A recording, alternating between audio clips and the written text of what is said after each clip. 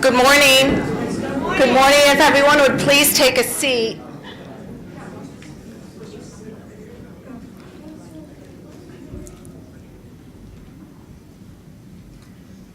My name is Diane Ryan, and I'm assistant professor here at TCC and a member of the Open VA Planning Group.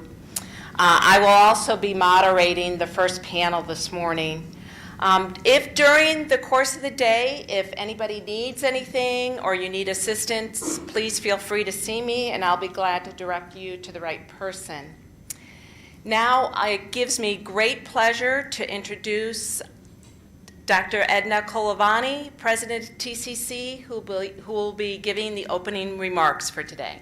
Dr. Colavani?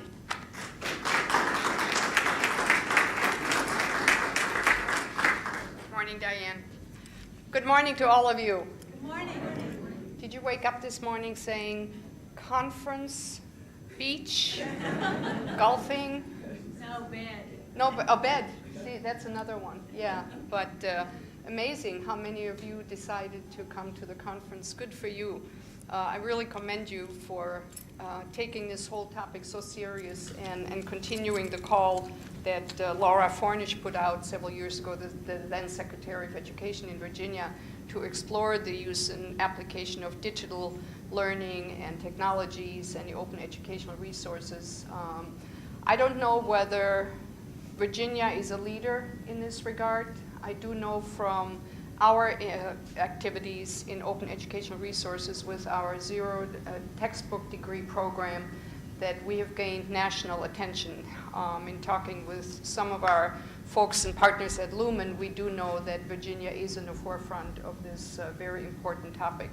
And so I commend you for continuing that pursuit and exploring how can we provide learning to a better extent and a better benefit for our students, as well as some of the cost savings that come along with it.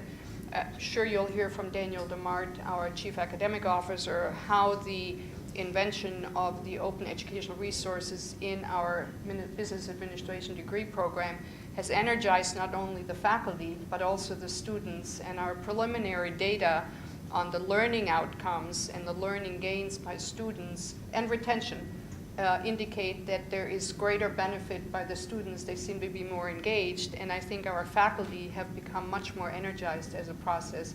And those of you who have begun to explore all of those, I think you'll probably relate to that very well. Looking at the agenda this morning, I'm really impressed with the topics and the kind of caliber of people that you have on your panels.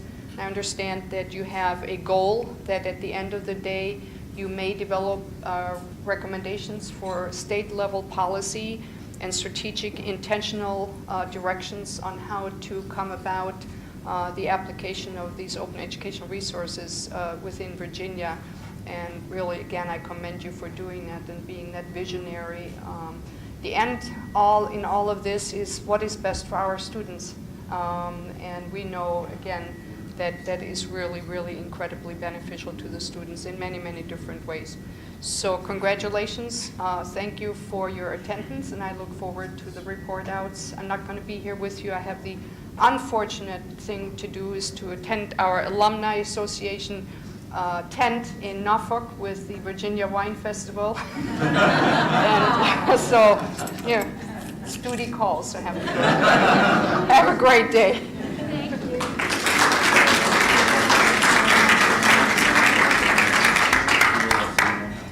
Thank you, Dr. Colavani.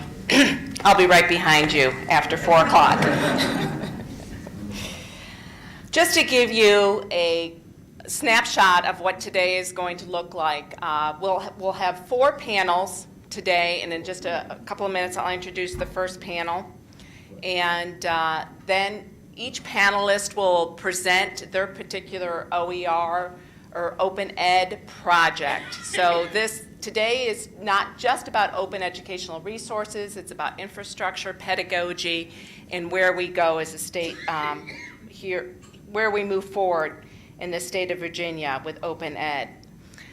Our first panel this morning is Anita Waltz. Anita, you want to come up and take a seat? Daniel DeMart and Jennifer Kidd. Jennifer's having a little bit of technical.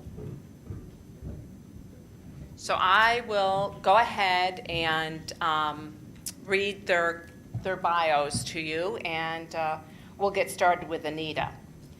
Anita Waltz has been a librarian for the past 12 years. She's worked in a wide range of library environments and library and projects, including the World Bank, U.S. Environmental Protection Agency, a short stint as a middle school librarian, and a nearly 100% telework environment for ERIC Digital Library.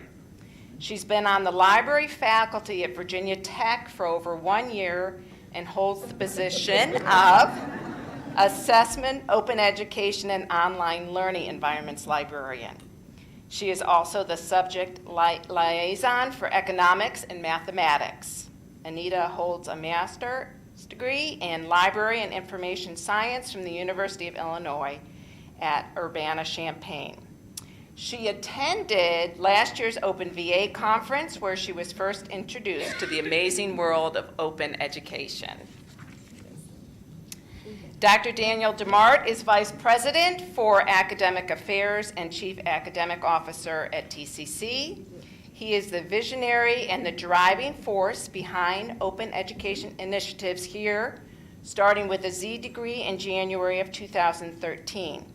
Since then, he has spoken at numerous conferences about the role of the Z degree in student success, including a summit at the White House.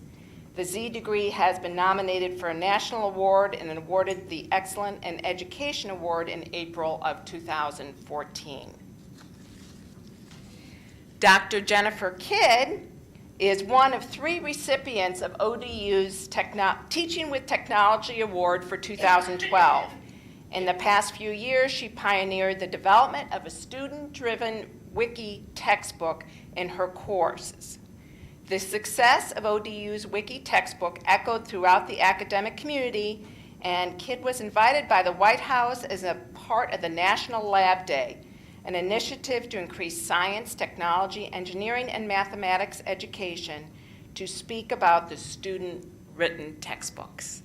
So thank you all for coming this morning, and Anita, we'll start with you.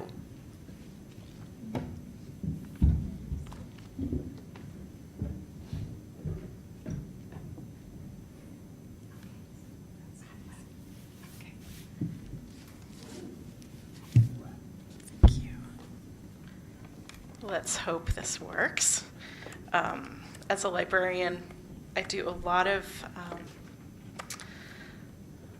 training, and sometimes the technology works and sometimes it does not. So it's very interesting. Are we getting anything on the monitors? Not yet. Coming?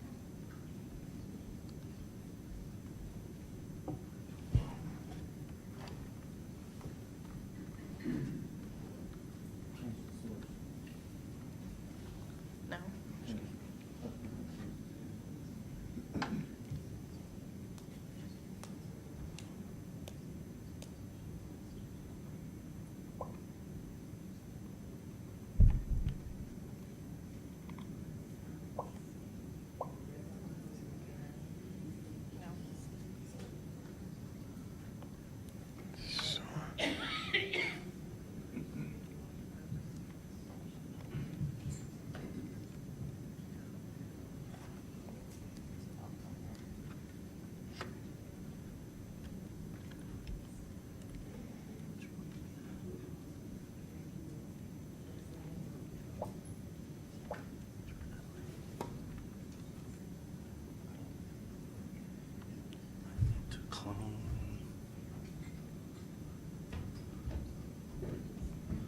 What's the resolution?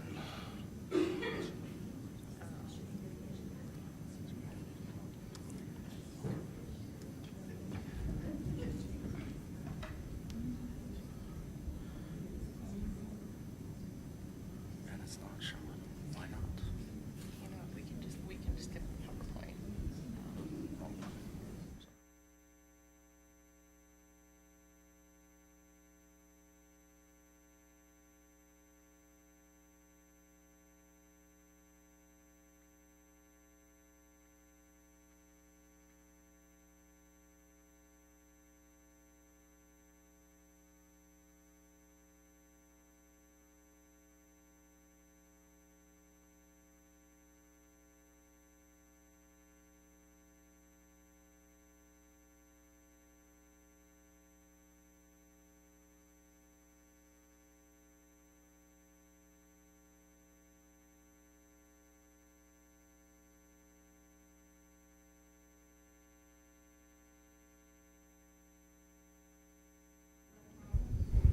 Okay, so this will be a virtual presentation then.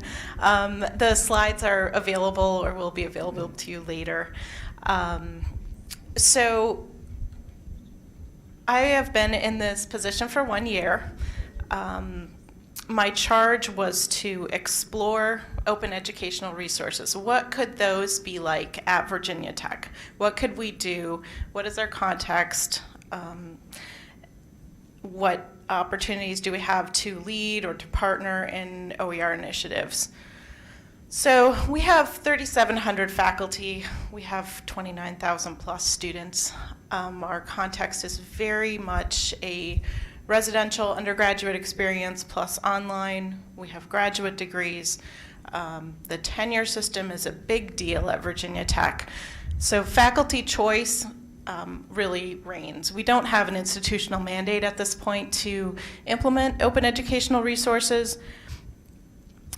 So those are some really important parts of of our context. So as someone who is exploring and disseminating information, what exactly should we be conveying? What message? So I had 4 different points: why, what, where, and how. And these are kind of going to outline this really brief chat. So the context of copyright. How many of you feel like, I know exactly what to do. I know what I can share. I know what context. I know what I can copy. I can put this in my presentation. How many of you feel really confident in that? Okay, that's more hands than I normally get. And then how many of you are librarians? I just want to see the comparison. Okay, so lots of librarians put their hands up for that first one as well. So the context of copyright is really important in open licensing. Secondly, can we get a big hooray for we should be talking to our folks on campus about what is available, that high quality, free, online, copyright unrestricted educational resources in various formats exist. Hooray! Okay, so third point, where finding OER can be really challenging, and the libraries can help with that process. And then fourth point, how OER use often requires that we adjust our courses, we adjust our spaces, we adjust our pedagogy, we adjust our approach, we adjust the resources themselves. There's a lot of adjustment that is needed. And thirdly, that you can choose to share your work through open licensing. So one of the questions that I usually close with is asking faculty, what will you share? What will you look for? And put the ball in their court. I have a wonderful slide I'd love to show you. There's an article that's been helpful to me in this process called The Beauty of Some Rights Reserved. This is written by a librarian, Molly Kleinman, at the University of Michigan in 2008. And it's really helpful in shaping my approach to how I talk with faculty about open resources and what's available. So you found it on the web. You can use it, right? As you're teaching people? No. All right. So what does it mean to be openly licensed? It's free, right? You can openly licensed things are free. So they don't cost money to the end user, but you have the additional benefit of being able to revise, remix, redistribute. You don't need to navigate the fair use questions of resources. I have a whole slideshow for you. So there are a lot of different open educational resources available. Many of them are interactive. We have everything from textbooks in HTML, OpenStax textbooks in PDF and in print, music, images from Flickr. We have content from MOOCs. We have simulations, films, and there are a lot of different places that you can look to find resources. In terms of what we are doing at the libraries at Virginia Tech, we, and I should say I mainly, working on a lot of copyright instruction and consultation, collaborating with faculty on OER development, hosting or looking into hosting faculty-created materials. I've met with student groups. So I've met with the Student Advisory Board of our library as well as our student government. We're trying to model open licensing by showing open licenses on things that we create.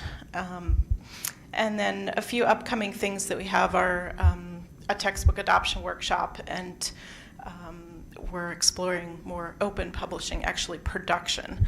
The library at Virginia Tech is a founding member of the Library Publishing Coalition, and so we're looking into more open monographs, production of those. Thank you. In the spring of 2014, I hosted a panel I had three panelists, all faculty members, who had created resources. Two of them open, one of them not open. We had a very interesting discussion about quality and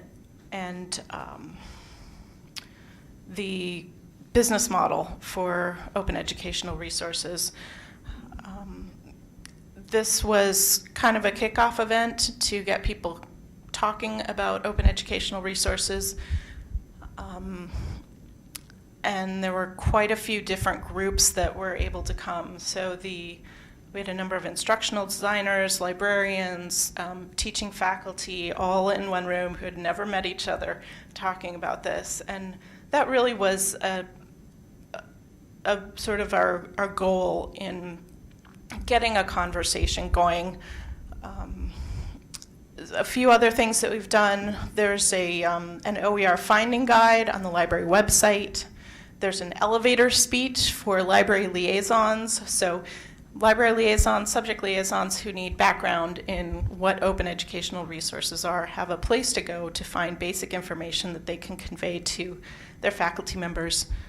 We have a display of OpenStax textbooks in the library, a blog posting about that, which was picked up by CNN, an FAQ handout that I created to answer all the questions that people have about that display, since I can't stand there all of the time.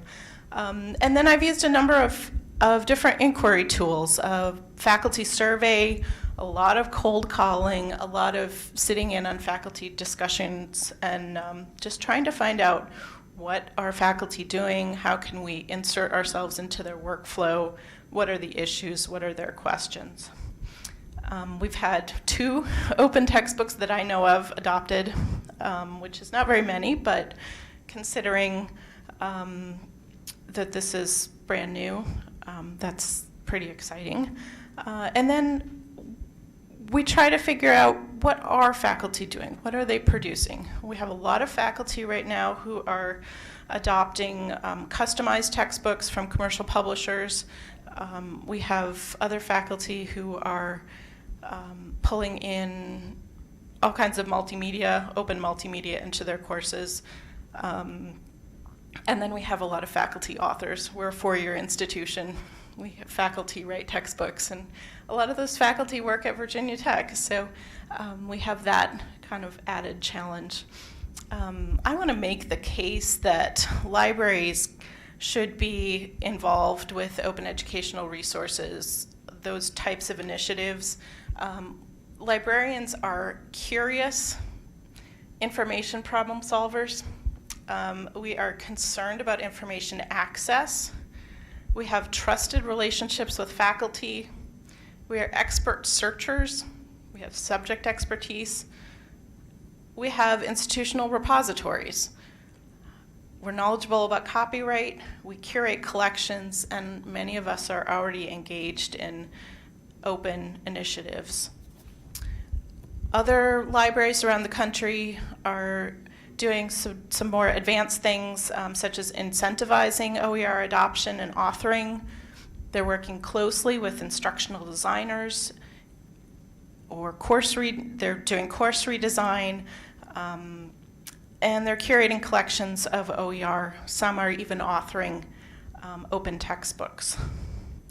So our current challenges at Virginia Tech are to find OER champions and leverage them to reach the other faculty members. Faculty listen best to other faculty. We also want to make it easier for faculty to find, adapt, and use openly licensed resources. We want to identify and integrate our support into faculty workflows, encourage student engagement, and we want to measure our impact.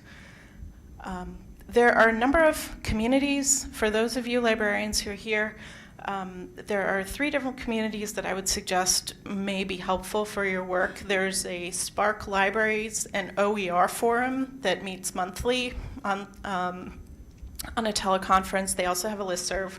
There's a blended librarian community, and there's the Community College Consortium for Open Educational Resources. Even if you're in a four-year institution, they will let you lurk on their list and go to their webinars. So I would encourage you to, if you are a librarian, these are 3 great places where you can get support. And if you would like to talk about possibly starting a Virginia OER Library Working Group, I would love to talk to you. There's not a lot going on, it feels like, in the 4-year institution space, and trying to figure out why that is and do something about it. So I would welcome your input. Thank you.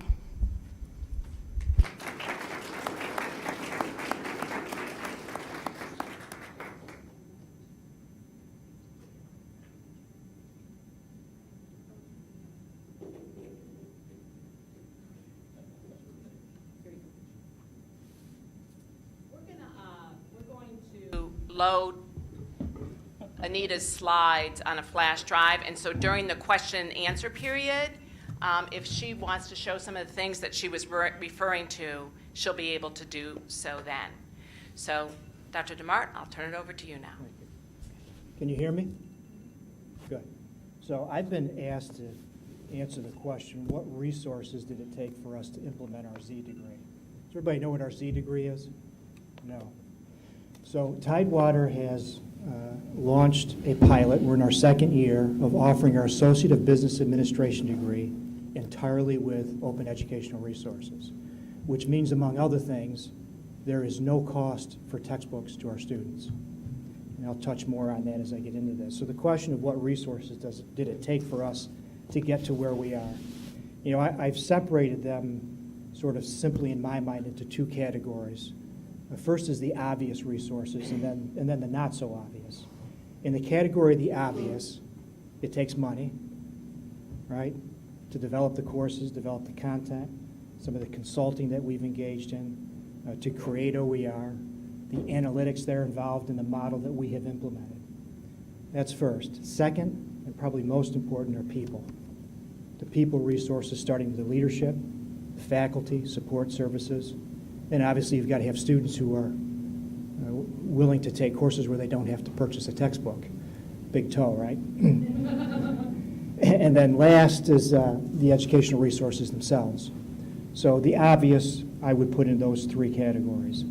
It's the not so obvious where I think we need to spend our time, and hopefully what we have learned may translate to some help on your end, should you pursue or decide to pursue a path that Tidewater has. So going back through the not so obvious, starting with the money. You know, I'm sure if I was sitting out there hearing this, I'd be thinking, yeah, if I had money, buckets of money, I could do the same thing. However, we did not have buckets of money. What we did was reallocate funds that we already have. You know, we weren't given a couple $100,000 and encouraged to go create this. We were left to our own devices to find the resources to set it up ourselves. And in looking at money that already exists, you know, that requires a reprioritizing of how those funds are spent, you know, making some decisions on the level of priority, sometimes in some cases what doesn't get funded, and a shift in where we're headed as a college. So it takes some thought, some creativity, in order to get to the funding that has helped us get to where we are with our Z degree. Moving on to the next is the people, and again, the most critical part of what we have done. What we've accomplished with the Z degree really begins, I think, with a commitment from leadership. And what has been key here is, I heard the word once already, we did not mandate. There is no mandate at Tidewater for faculty to offer courses in the way we are. In fact, it's just the opposite. You know, we have a team of faculty who have taken hold of this and have claimed it as theirs. That is, I think, perhaps the most critical reason why I see other colleges have not done what we have done in establishing an entire degree. When you look around the country, you see pockets of areas that are doing this. I do not understand to this day why more colleges are not offering entire programs using OER. We have proven it can be done. And there's some more proving ground there for us, and I'll touch on that as we get into this. It can be done. We need to move past the pockets and find our people resources to expand it far beyond, those pockets of areas. So people, it starts with the leadership. Now, with the leadership, there are essentially two key things I think that the leaders bring to the table to help make this happen. First and foremost is they create the conditions, what I call create the conditions. They provide that support, they find the resources, and then we get out of the way. We let faculty do their thing. We get pulled into that conversation when we're needed. We let go and let them run the course as they need to. One example, when we first launched and Lumen Learning was brought in to help us figure out the path we were going to take moving forward, we looked very close at Canvas as the tool to help us put all of our content together and offer our Z courses. Our faculty said in looking at Canvas, it was too soon to learn a new LMS at the same time we were learning about OER. And so because of that, we pulled back on looking at a new LMS and focused on what we're using with Blackboard.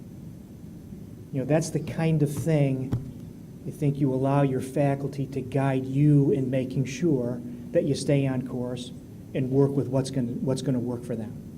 There are other examples, but that's one I would say from a leadership perspective that he helped create those conditions. Second thing is, and just as important, is policy. It sounds so obvious when you talk about OER that, yeah, of course you should have a policy, right? Well, I'll tell you that when it comes to institution-level policy, you are hard-pressed to find anything out there.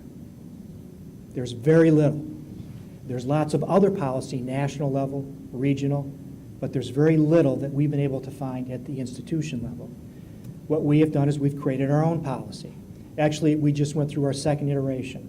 It's out there for anyone to see and look at and use, adapted to fit, for your purposes. But what that policy does is a couple of very critical things for us. One, it grounds what we are doing in purpose. What we are doing with our Z degree has a very tight purpose. Essentially two things. To open up access for our students and to refine the teaching process for our faculty based on analytics, something that is not being done anywhere else that we know of. Two key purposes. It also ties it to our mission. What we are doing very tightly connects to student success and what we're about at Tidewater. And then as you work through the policy, should you take a look at it, it covers all the critical things you would expect to see in a policy. It sets standards for how OER is used at Tidewater. It talks about the quality and the selection of OER, content itself and how that's done. It talks about support mechanisms outside of the classroom to help faculty and students. It shares expectations. One expectation for us as a faculty member can go through 2 cycles of continuous improvement before they take that course and make it available in the Creative Commons. That's what works for us. We can run it a couple of times, work out the bugs, get comfort with it, and then it must be put out. Those kinds of things you find in our policy. And that's part of what I mean when I say creating the conditions for what we're doing to be done and be done well. Second resource, the faculty. And not just any faculty. In fact, I see several of our Z degree faculty in the room. Would you stand, please?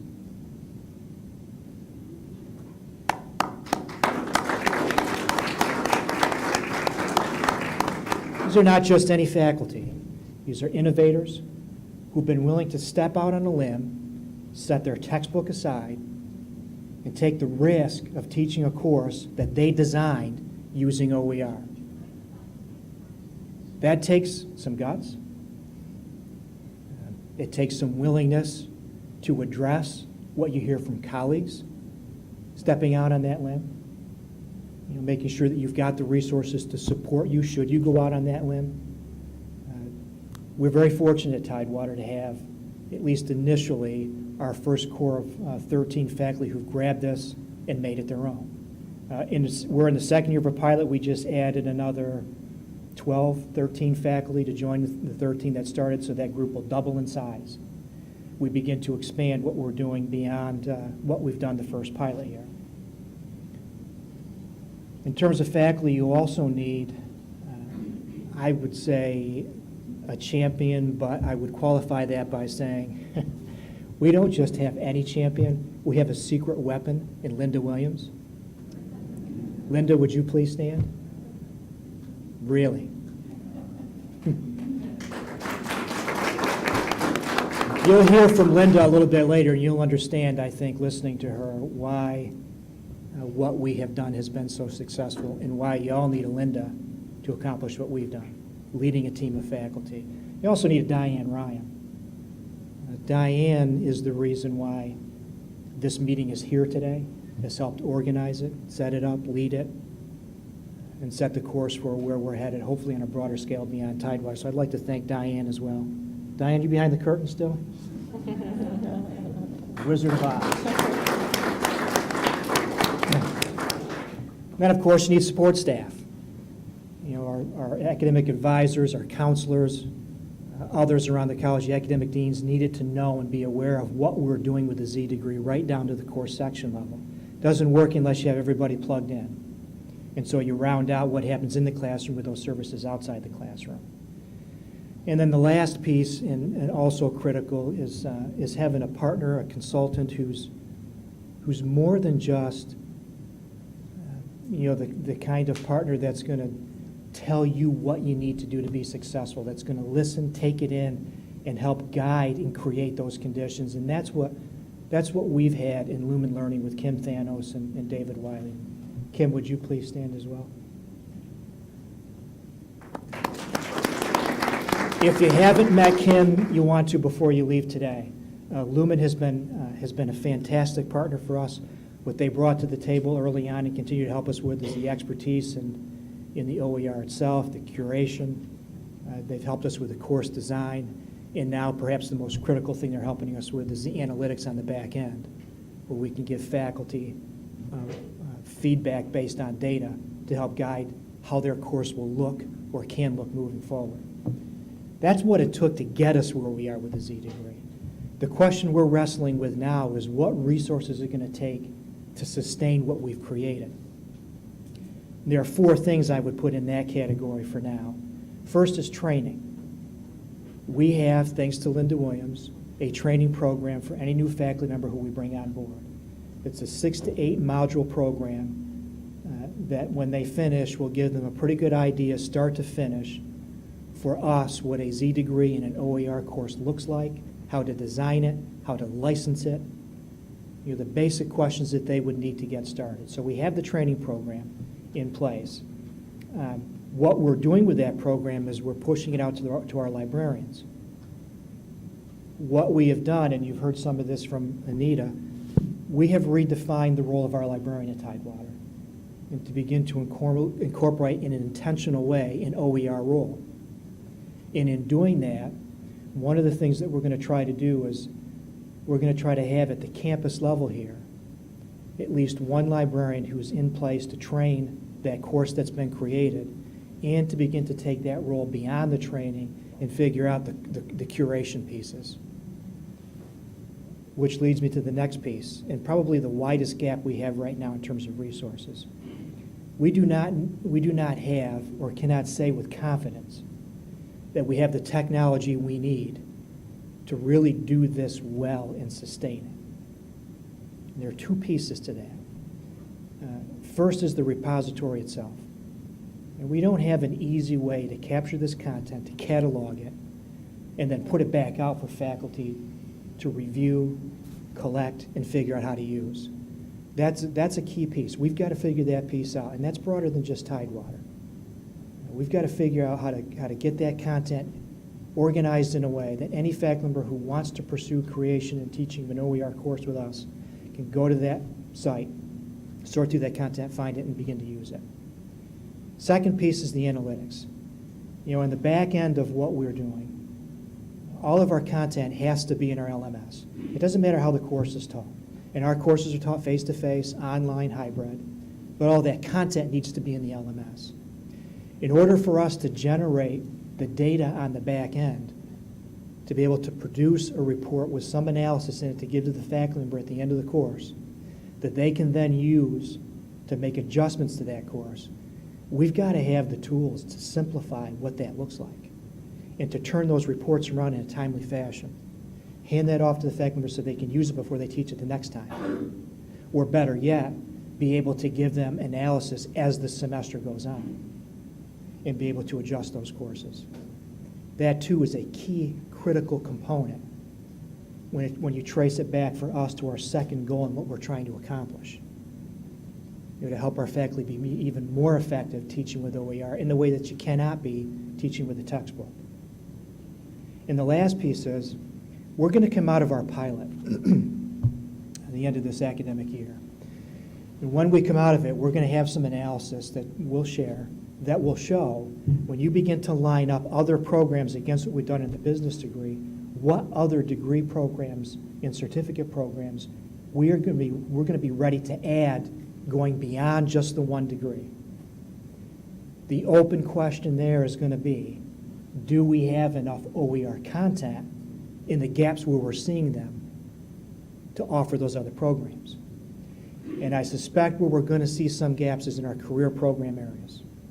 When we start talking about high-speed manufacturing and what we do in welding and some of the other areas, maritime for us is a huge market.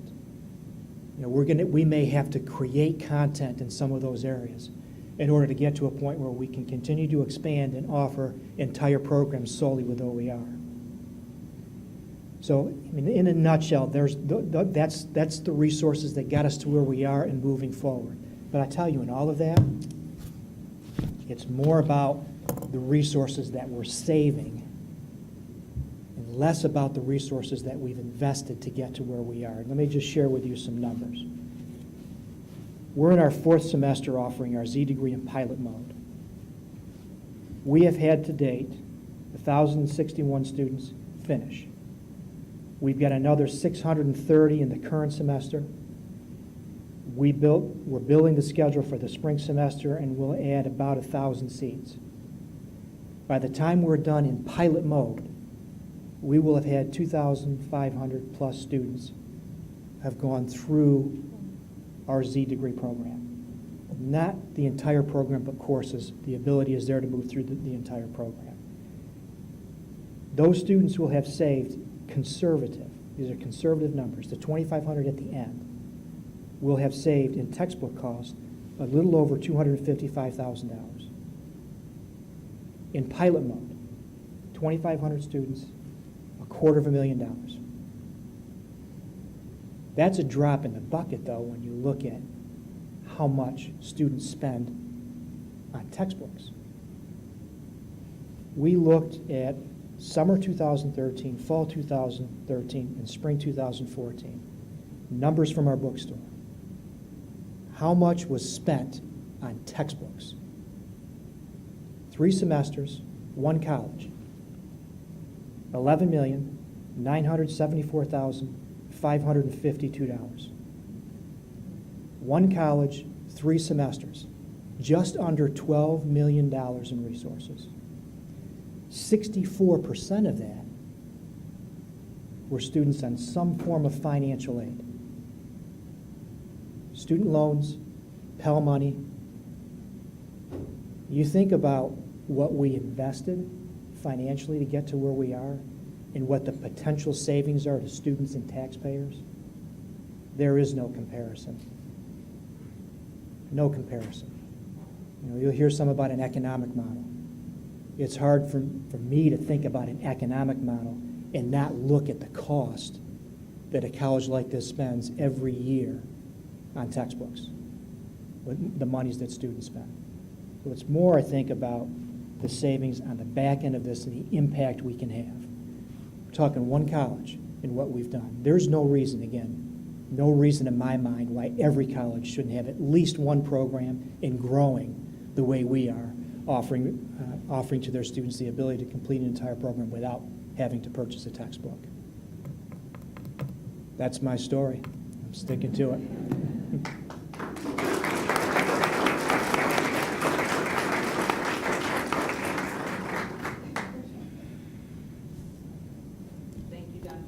We're going to move on to Jennifer, and we believe we've got her slides relocated onto another format. Did it work like here?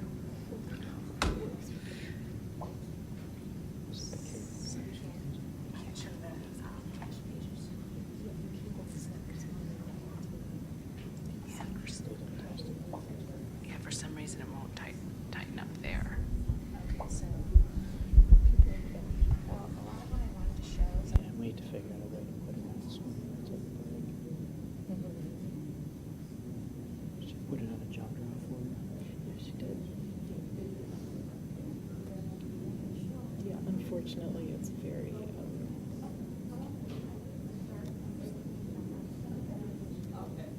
It's just Okay, good morning, everybody. multimedia. Thank you. It's wonderful to be here. I've never been here before. Actually, Yeah. it's really neat to see the building built over the pond.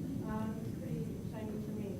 Anyway, I am at Old Dominion University. Oh, there we go. I don't have to scream. Okay. I'm at Old Dominion University, and I teach teachers, so I'm in the College of Education. And as some of my colleagues were saying here, some of the challenges getting open educational resources. And I'm here to tell you about a way that you can potentially create your own with your students. So my students write the textbook for their course. I'll let that sit for a second. So could your students write the textbook for your course? Maybe. We're all here to talk about openness, right? That's our topic for today. So I'm going to give you your first openness challenge. We'll see how open you really are. I'd like you to be open by talking to your neighbor. Uh-oh, scary, right? What do you think about this idea of having your students write their own textbook? What benefits do you see? What possibilities? Let's consider the positive side. And then let's look at the scary side. What horrifies you about the idea of having your students write the textbook? So while I play with the technology up here, so hopefully I can show you my textbook, take a minute or two, say hi to your neighbor, maybe even meet somebody new. Again, we're being open, right?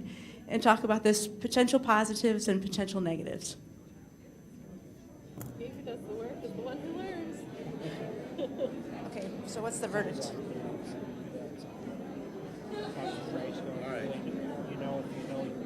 I can't display your laptop. Okay.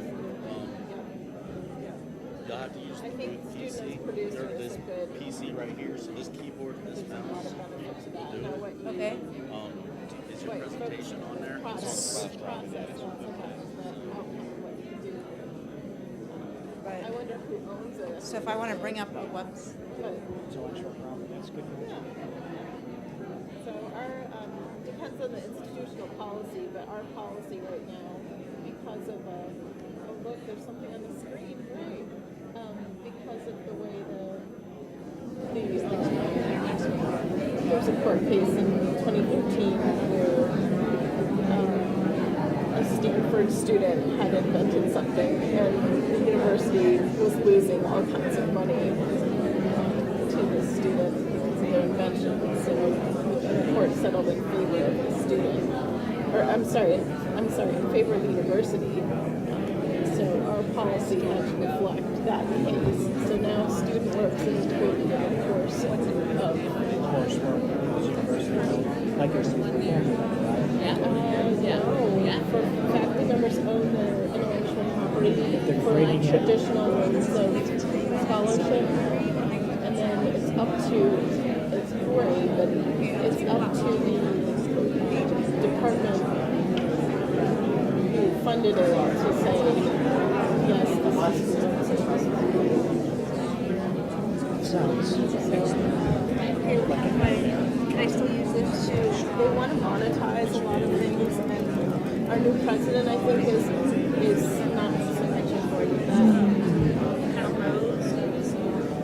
One of the questions that we've had is if we create something, do we have to have it? Can we license it openly? Do we have to go through the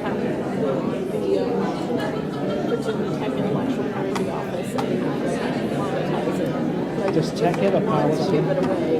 Can we do that? Does tech have a policy like MIT and Princeton and some of the others?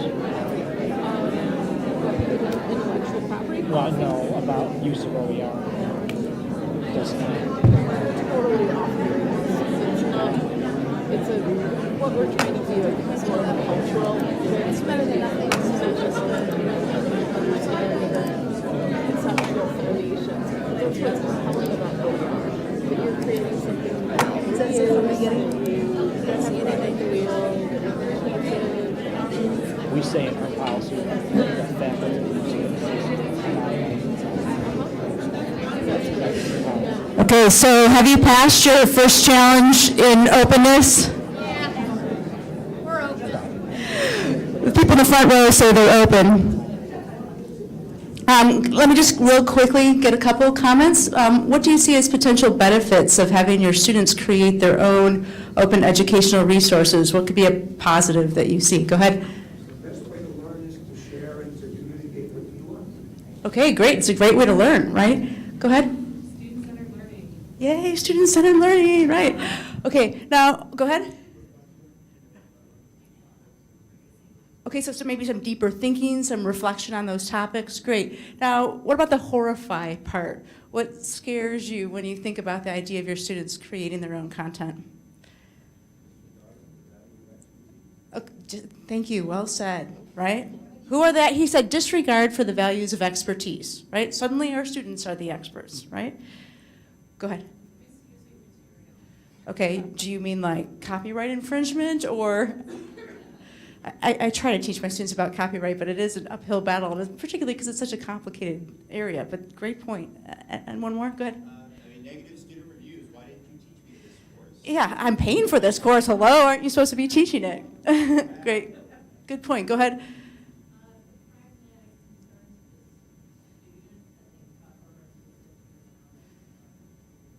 Right, okay. And they don't care, okay? Right, so you're supposed to cover this, and are the students really going to cover it well? Do they care?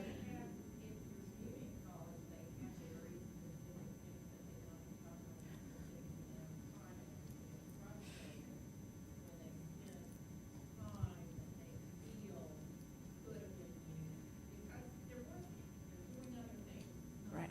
Okay, so so writing your own text is a cognitively demanding activity, and it's a little bit easier to sit in a seat and have someone deliver information to you. It's a little more efficient. Go ahead.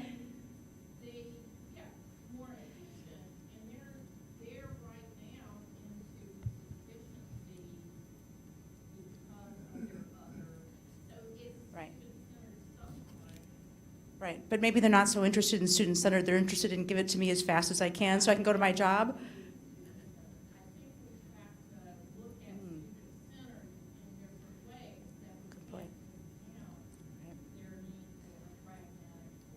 Okay, good point. All right, let me talk with you for a minute here about a couple of benefits and drawbacks I see to this process. Okay, so benefits, and this was well stated by my colleagues already, saving money, right? That's a big motivator. Students in general don't like to read textbooks, at least that's what I've noticed. Maybe you've noticed that, I'm not sure. So theoretically, right, if they write the text themselves, maybe they'll be more motivated to actually read it, or I guess they've had to read the part that they wrote themselves at least. So that remains to be seen. And then this idea of student empowerment, kind of related to the student-centeredness there. When students are creating their own content, they have a voice in deciding what's important and what goes into the text. And normally that's just the role of the expert, right? That's just something that we as teachers decide. So in transferring some of this power to students, are students then able to make some of the decisions about what's important to them, for them to learn? Okay, students can participate in the evaluation of the process. So normally we as the teachers, right, we get to determine whether students did a good job, whether the content's appropriate. In fact, we choose which textbooks to give our students. Rarely are students asked whether a textbook is good for them or not, which is kind of a funny idea because we give out these textbooks, but then the people who judge textbooks are the experts, the instructors, right? And rarely do we survey our students to say, hey, was this a good text for you? So the idea of involving students in that evaluation process might be on the road towards student-centeredness, possibly. Okay, and also just the idea of students seeing themselves in a new role. Can I be a contributor? Can I create content? Can I move towards expertise, although maybe not all the way there? Okay, also, writing a textbook for others to use is an authentic learning experience. It's not something that you do and then just turn into your teacher and you never see it again. There's no benefit, there's no real purpose besides that grade that you needed to earn.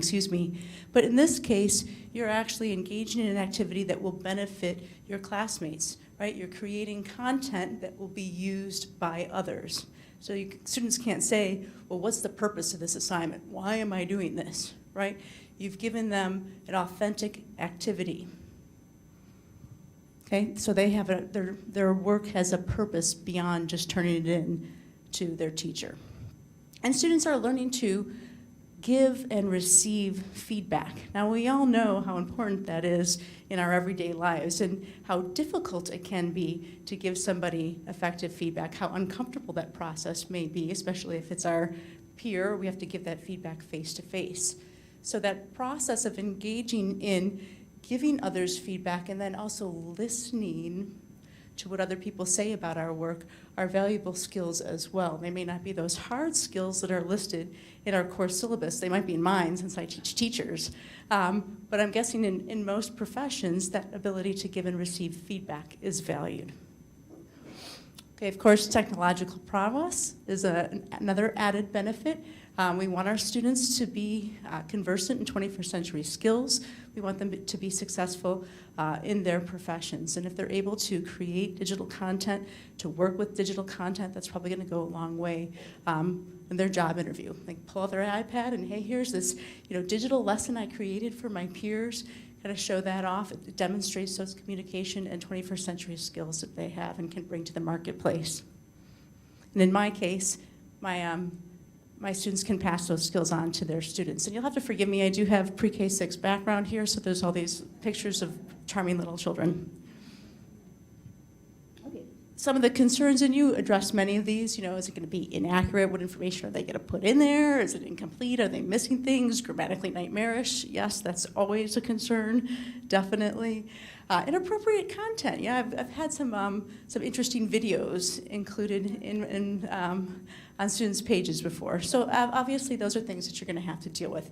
Definitely, it's more work, and your point was well taken in the back. It's much easier to just sort of sit and absorb information than to generate it yourself. It's also more work on you as an instructor, so you have to figure out, is this a worthwhile endeavor for me or not?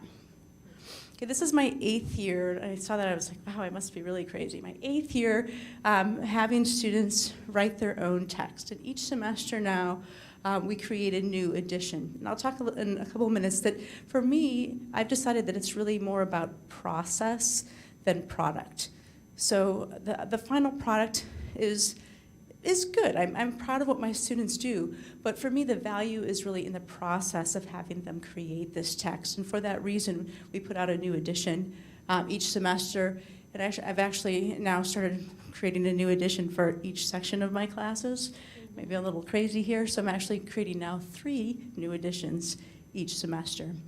I have about 150 students participating, and this is a Foundations of Education course. So the nice thing about that is this is like a survey course, an intro course, which means there's a lot of room in the curriculum for students to pursue different topics. Now, I know some of you mentioned you have a tighter curriculum, you have exact things that you must cover, or else the whole chain of courses that comes after you, students have gaps in their learning. But for me, with an introductory survey course, it provides more flexibility for a project like this. So essentially what happens is my students are selecting a topic in education to write about. And I have a list. So it's not completely open, but I allow students to come up with other ideas that they might not see on that list. But they pick from that list, they do some research, so they're finding credible sources, and then they produce, and I used to call this a textbook article. I have since changed my terminology, and now I call it a textbook lesson, because again, my students are future teachers. And so this is housed like a textbook, but I said, I want you to think of it like a lesson, because you're going to have learning targets, what you want your students to learn from this lesson that you're creating. You're going to create your content, you'll include examples in there, you'll have some multiple choice questions to help the students review whether they actually learned the content that you were teaching them. So they create this lesson, and they're all housed together. And after students create them, and we go through a review process, I'll talk about that, then we have the final text that students read during the second half of the semester. Okay, we go through a pretty extensive peer review and peer evaluation process. And again, this goes back to that idea that I think students need to be involved in the evaluation process. So what I say to my students is, okay, you're creating a textbook, but is the textbook for me?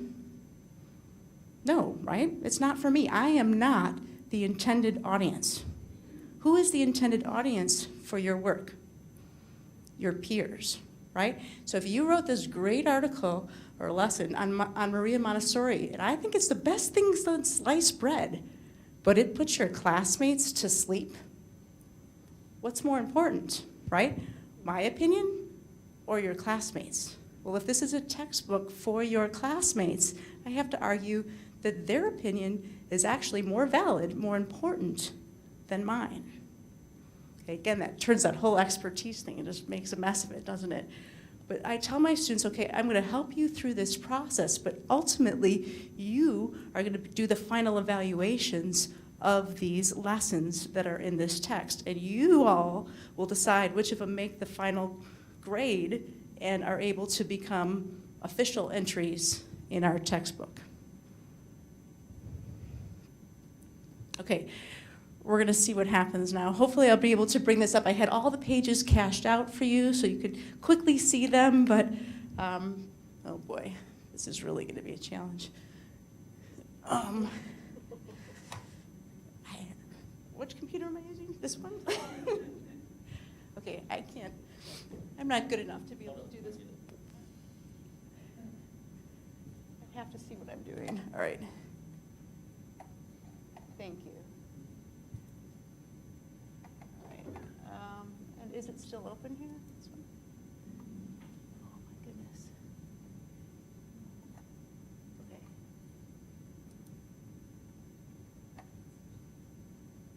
Let's see if this works. Okay, so this is a textbook that my students created in the spring last year, and I don't know, can you guys still see? I should be able to sort of navigate from the side here. Well, okay, not that far. Okay. So it has a couple of sections here about the authors, the content, and then a help section. So about the authors, who are the authors? My students, right?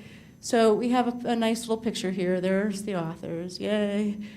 Okay, and then each student has their own author page in the textbook. And the great thing about this initial assignment that they do is that it's a low stakes assignment that gets them used to learning the technology. Because if you want them to be able to focus on creating the content, they have to be comfortable with the technology first. So by having them create a page about their favorite subject themselves, they gain those technological skills so that later they're able to focus more on the content of the topic that they're researching. So anyway, here's just one of my students. And as you can see, she's introducing herself. Gosh, this is really hard. Okay. Anyway, we get an idea here.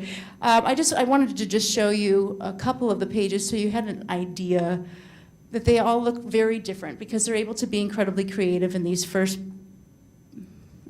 assignment and use a number of different Web 2.0 tools. And I want to say, don't be afraid that you have to know how to use all of these tools. I show my students many, many different Web 2.0 tools, and I say, I'm not an expert in all of these, but here are lots of them, and you can use your classmates. I have some TAs that help me as well. You choose the tools that work for you, that you like, you figure them out, and I don't worry about being an expert in all of them.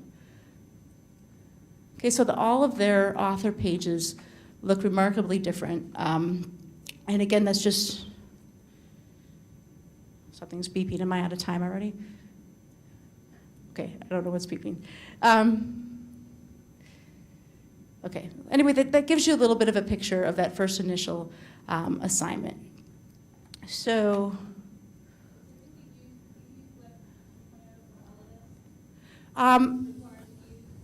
yeah, so the site, it's hosted right now in Google Sites, which we could call a Web 2.0 tool. I used to have it hosted on Wikibooks, which I was going to show you. So actually, if you Google social and cultural foundations and Wikibooks, so Google Wikibooks and social and cultural foundations, you can find the very first edition of this textbook from 2006. And it was great to have it in Wikibooks because it's more accessible. People can find it when they Google it, but my students had to write in wiki code. And so I would basically get hate mail in my course evaluations that said, "We hate wiki code," all in capital letters with like 18 exclamations apart. And so, that's, I can't really hide that very easily, right? So I gradually moved. I had an independent tool that we used for a while, which was great, except my developer, who was this 21-year-old kid from Nevada, decided he didn't want to do it anymore, and nobody else could figure out how to support it. So I then learned, okay, I had a great tool with him. He was wonderful, but I really need something that I could manage myself, because if he had a date or whatever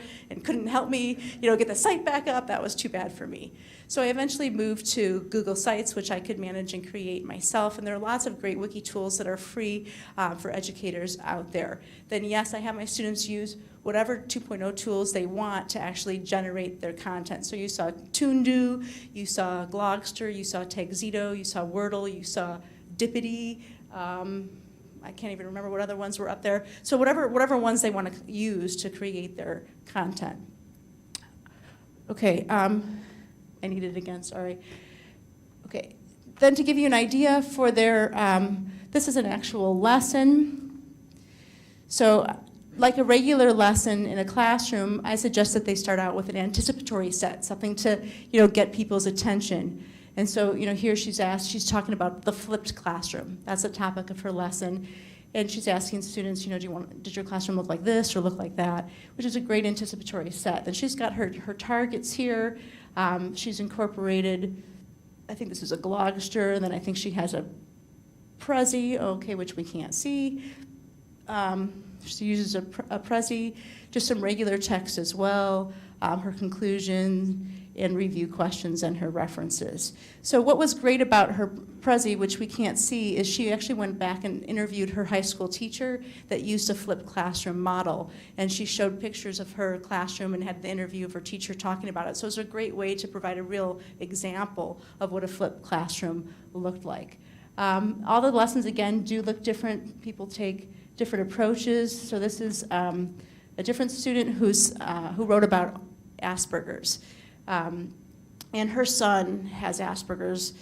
And for special ed people, yes, it's actually changed. It's not called Asperger's anymore, but we'll go with that. But she interviews her son, which we can't see here either. But again, it gives us, firsthand account of a student with Asperger's talking about what that's like.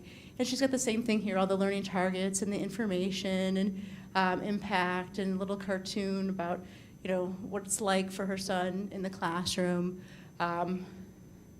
Strategies, the whole deal. So students' lessons all look a little bit different, but they follow this same format. Okay, let's see. I don't know what's going to happen here. Okay, at the bottom of, this is Laura. At the bottom of Laura's lesson, you can see there are, somewhere down here, there are peer reviews posted for her. So students are organized in groups, and within their groups, they complete peer reviews. And so these are face-to-face interactions. They do a peer review on paper first. They have a whole little, actually, can I see that back again? I'll try to click on it and see if I can open it. Sorry. Okay. They have a whole worksheet, essentially, that they fill out for the peer review. Does it look like it's doing anything? Okay, here we go. So they have a whole sheet that they fill out where they're evaluating all different sections of the lesson. And I've stopped making this mandatory, but I had up until this current semester, also required them to give feedback using screencast technology. If you've ever used a screencast before, it captures what's on the screen as well as the voice, so that they could actually have somebody go through their lesson and then tell them what was, good and not so great about it. So they had this form in addition to the screencast video. I took the screencast video out because, again, I was getting hate mail in my evaluations about all the technology that I required my students to use. And then they have a big rubric, and we have practice using this rubric. We grade sample lessons and whatnot, so students are pretty familiar with the rubric. Anyway, so they get these formative peer reviews, then they have an opportunity to talk with their group mates, have a discussion about that feedback that they received, ideas they have for changing their content, and then they create their final version of the lesson. So for the summative evaluation, then it's a little bit simpler. I'm trying to see if I can show you. Okay, sometimes they don't clean up their pages. Here, they've got their phone number still on there, right? But the way I have it is I've used Google Forms and I've created a rating page, whoops, that we can't see.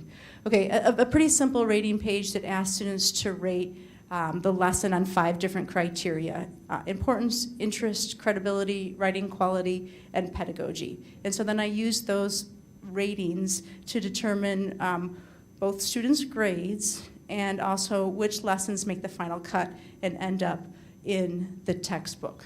So that's the process they go through. They first do their author page to get used to the technology, then they begin working on their page. They go through a couple of scaffolded assignments to just collect their resources. They create their draft, they're reviewed by their peers, they get feedback, they make changes, they put up their final copies, they're rated kind of anonymously then by people in the class. That establishes their grade and which articles make the final cut in the textbook. So that's the entire vetting process. And please, I have 1 minute, okay. Current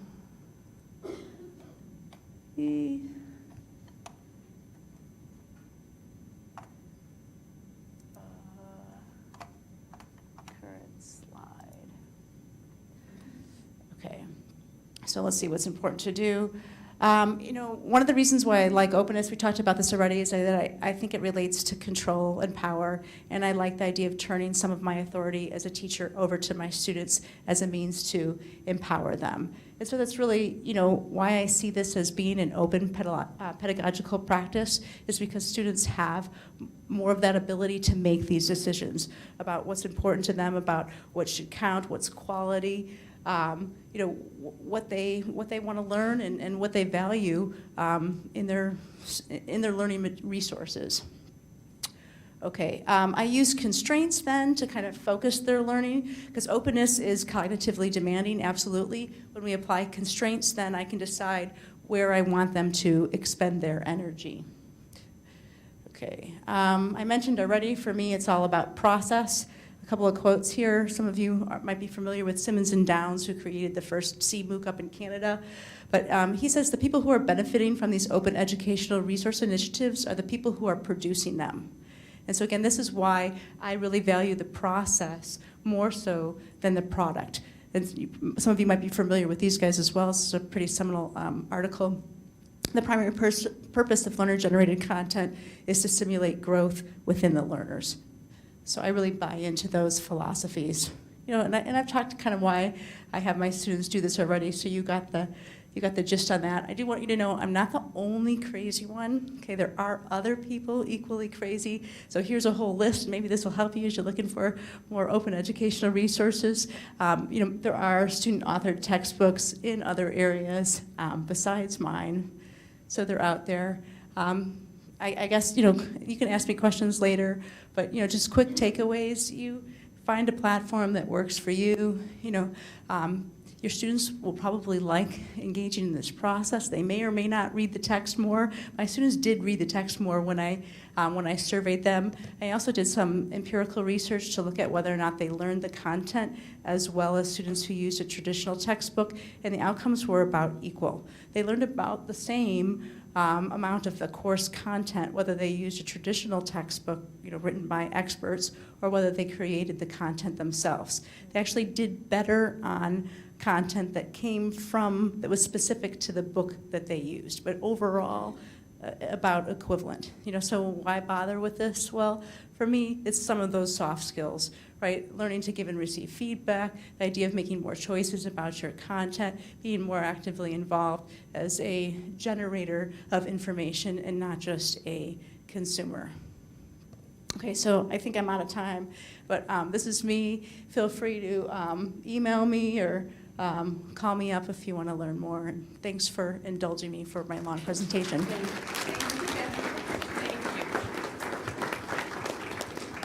you. We have about 15 minutes. You want to there? We have about 15 minutes to pass the mics around. If people have questions in the audience that they'd like to ask, any of our panelists, Anita, Daniel, or Jennifer, about any of the subjects that they talked about.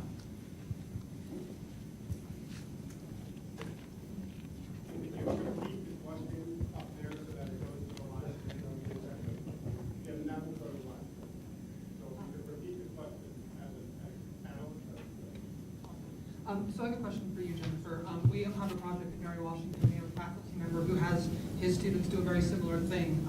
They actually take a Western civilization textbook and write supplements for it.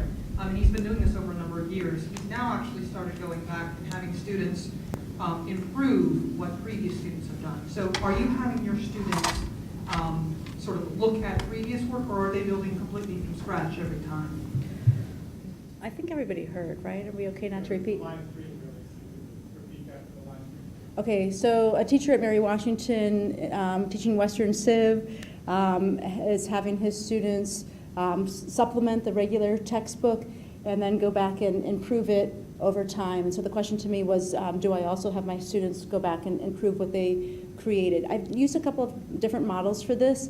One of the models that was really successful, and I'm not doing it for a couple of different reasons, but I had I used to have 5 different students, up to 5 different students write on the same topic. So let's say the topic was charter schools. So about 5 students could write on that same topic of charter schools, and then we would pick, based on those ratings, which one had the highest rating. And then that one would become the official lesson or the official article on charter schools. And then that one would carry over to the next semester and sort of compete against the other ones. Now, I don't have students go in and edit other people's content, and one of the reasons why is because I found that even in this climate of openness and Wikipedia, that students still have a very strong sense of ownership over their individual work. And when they go in and they, they edit somebody else's work, they don't have that same investment, they don't have that same maybe care, and then the authors often get upset with having their work edited by others, so we haven't quite moved everybody into the Wikipedia culture. So I found that it was more successful in my class to have students write their own individual lessons and then potentially use that competition model that I mentioned before. Or in my case, what was happening is there were so many articles and so much to rate, and then students got upset with that idea that, like, you're turning me into a rating machine. So I had to figure out a way to sort of narrow down the actual numbers of lessons that needed to be vetted each semester, which is why I'm not still using that same model before. But I think, depending on the number of students you have and exactly what you do in your class, you could do something like that, because it was fairly successful, and then they had those models to go on from prior semesters. Yeah, I have a question.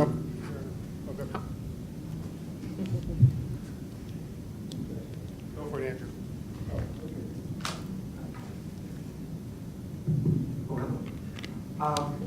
This is for Anita. Not being within the library milieu, so to speak, but I got the impression that I guess there's 2 philosophies there that mirror faculty, in that you've got the people in the library system that the most important thing to do is to buy the best resources, which come nicely packaged and everything you need, because the publisher spent all this time doing whatever they needed to do. And then there's the OER approach, which, because it's not so turnkey, has this whole barrier to entry and more complexity to it. But at the end of the day, if there were a system in place that made that more turnkey, we might get more buy-in to it. So I guess the question is, how do get to that point with the OER resources. Good luck. Okay, so, so the first, I'm hardly repeatable. so the first task is to repeat what you said. Your question pertains to two different streams of production of teaching and learning materials. So the traditionally commercially published materials versus those that are published in sort of in a more open fashion. More curated. Okay, and how to move Yeah. that because direction? The more traditional stuff is easy. That's that's where we run into the problem in all aspects. If the textbook is the center of the universe, then you just get the textbook. Right. However, as opposed to creating the resources and restructuring the courses. But I'm thinking at the library level, to me, it seems like the same thing. But the library would be a great model for moving everybody to say, okay, if we build this our own, we can save our students money, make them more part of the process, and in the library, make even the people in the library more involved in the process rather than just acquiring assets. Great. So you're, just to reiterate, or try to, Sorry. That's okay. What you're saying is, I don't know what you're saying. Let me say this. We have a lot of authors of textbooks and other kinds of materials that are employed by the university. If there were a cultural shift so that those people could participate in publishing openly, and if they were interested in publishing openly, they have a number of incentives to not be interested in publishing openly, although most of them don't benefit tremendously financially from book publishing commercially. That is a place where libraries are looking to go, into more open monograph publishing and those kinds of things. Does that sort of Jim, did address you have a your- question? Yeah. Yes, I did. Okay. Thank you, Diane. One of my questions is about textbooks, period. Is that the way, it's kind of like an assumption right now that, textbooks are the way to go digitally through OER, and why are we reproducing the textbook in a digital space when maybe that's not the best form for it? So that's for the whole panel. Yeah. Discuss. No, go ahead. Yeah, I totally agree. If there are better learning materials that are more interactive, more effective, let's use those, let's develop those. Just because the textbook is a known entity, I think faculty know that what a textbook is, what it can do, how it works. It's not a mystery. Some of the other learning materials are more of a mystery. How do you implement these things? They're less familiar. I think that's why we've gravitated toward reproducing something that's known instead of inventing something totally new that can be even better. I think part of the answer to your question is in the design of the course itself. We took our courses and stripped them down to the outcomes in the course and then found the resource matched to the outcome. We're not looking for a turnkey electronic textbook. It's a customized match between the best resource and the outcome. That's going to require more work, and hence the need for a repository to organize this content in a different way than we do in the library now. Okay, we have a question up front here. Oh, can I address that real quick? Sure. Okay, one thing, now students use YouTube as their favorite search engine, right? So to me, that's pretty telling that they'd rather have the content come to them as a video rather than text. So I think your question is really an interesting one, especially if that's students' preferred learning model. But I will say it's a heck of a lot more work for an instructor to compile all of those individual different resources and videos and what they might be. And if you have the option of, oh, look, here's a textbook, that's hours of your time that you're not spending now. So I agree, yes, it would be wonderful if we could, use the TED Talks and all the different resources that we have available to us. It's just, can we teach fewer classes and get more money? My provost is here somewhere. Good. Question up front? This will actually go on the screen, so you guys don't have to repeat the question. Thank you. I was just going to, I wanted to ask Daniel about analytics. Is there any, are you collecting data to show that students are learning just as well, if not better? I mean, it's clear that it's a way to save money. So that's the question I want to ask. But if I could just say one quick thing, the outcome should, and it actually empowers instructors to use open ed, because you're deciding as the subject matter expert, back to being the authority and whatever, what the outcome should be for the students and what we want them to learn, and we're going to let that drive the resources that we use instead of the textbook companies deciding. It is harder, but it does give us more power. But I do want to know about the analytics, Daniel. Thank you. So we track the normal things we do with our courses: retention, success, withdrawal, all of those indicators, and Linda may touch on some of this. They are equal to or better than, which was our benchmark, than what we do in the traditional classes. We are seeing no slippage whatsoever. In fact, early on, the data showed that we were retaining more students in the Z courses than we were in comparative courses. On the analytics piece, at the end of a course, the instructor gets a report, and it basically shows three things: what's working in the course, what is not working in the course, and then gives them some suggestions on either the design or other resources to use to improve the course. And it's all based on data that's being pulled right out of the LMS. Does technology continue to be a big barrier, though, for some students to access the resources, or no? I'm not hearing that, no. I mean, the content's accessible from any device. I think that most devices anyway that students are using. Thank you. Thank you. Question? I'm curious about the economic model, particularly as it pertains to impact on the intellectual model, which is that, right? We all know the meme of the big evil textbook company and so on and so forth. But faculty produce that content. In the higher ed environment, faculty produce that content.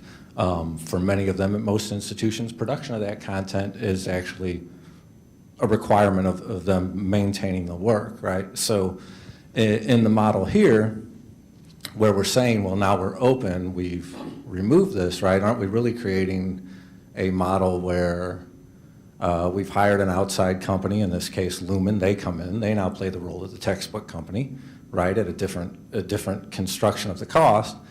The faculty's intellectual work is subsumed to them, limiting the marketplace of ideas, right? The faculty marketplace of ideas is now restricted to the employer, and so while we think of it as we're reducing costs, saving costs, are we necessarily really doing that? And aren't we simply moving the cost, right? We're squeezing the cost savings out of the faculty, which is where it's always been for 30, 40 years running on, when the real burgeoning of costs in education is the administration, right? And we're hiring outside organizations to come in and then run this. And I know that's a very skeptical question to ask you about it, but I think it has to be asked because, you know, there is an impact there. We're changing a model for people who aren't just teachers, but they're content producers. What they do, right, very fundamentally is produce content, and they change our society with their academic endeavor. Thank you. Daniel? I'm looking at you. I don't see it that way at all. Well, I know you don't. Well, it's not just that I don't, but the content is, I mean, Lumen doesn't produce content. We're not buying content from them. Content resides in the open domain. We're pulling it down and using it in a smarter way.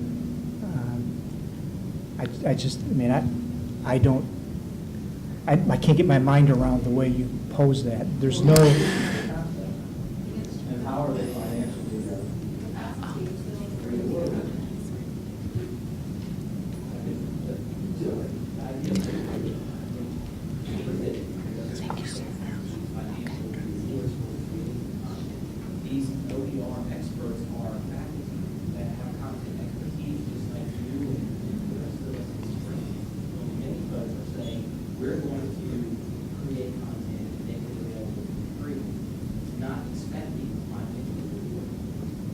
So the content that is out there.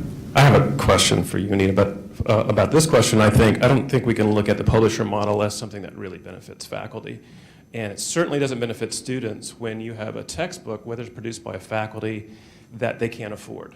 And so student success here at the community colleges is being dramatic, and I'm with the community colleges, by the way, being dramatically impacted by the cost of textbooks. So, and the other thing I'm hearing too from all these panels is this is not mandatory, and that's an important point, that faculty who are participating in this, the faculty in this room, are all doing this because they see that connection between their work and student success. And one other thing is that they're open-ed resources, so you're kind of building on other people's work, right? So you may have some brilliant ideas in your biology text that you can share, and then someone else can take that and build even a better biology book. So it kind of accumulates that way, the way I see it. But I think all these models are fine. If a faculty member writes some brilliant textbook and wants to publish it and make, whatever they deserve for that, I think that does not end that model. But I think what we see is publishers have taken advantage of the situation for years and years and years, and have, if you look at the cost of textbooks, it's just unsustainable. Something has to be done. And Jim's point, it's not really about content that much anymore. I mean, the content is out there. It's what you do with it. It's writing your own textbooks. It's interacting with it that I think we have to start moving towards. And there's my question. And I'm Richard Sebastian. I'm a Director of Teaching and Learning Technologies for the BCCS. And I'm wondering, Anita, do you work with the Library of Virginia, the Virtual Library of Virginia, with the Viva group, as far as with your OER efforts? Have you contacted them? I am familiar with it. I have reached out to the Virginia Scholarly Communication Network to find people, but I have found only a couple. So in the four-year colleges anyway. Yeah, it's something you might want to do, because we have some board members there who are really interested in OER, and Viva, as you know, is a way to really, it's a gem here in Virginia that really helps us keep costs down for a lot of resources. Thank you. Unfortunately, we have run out of time for this panel. We're scheduled to take a 15-minute break and come back at 10:15 to start with the next panel. So I encourage you all to seek them out during lunchtime and ask them any additional questions. So thank you very much to all three of you.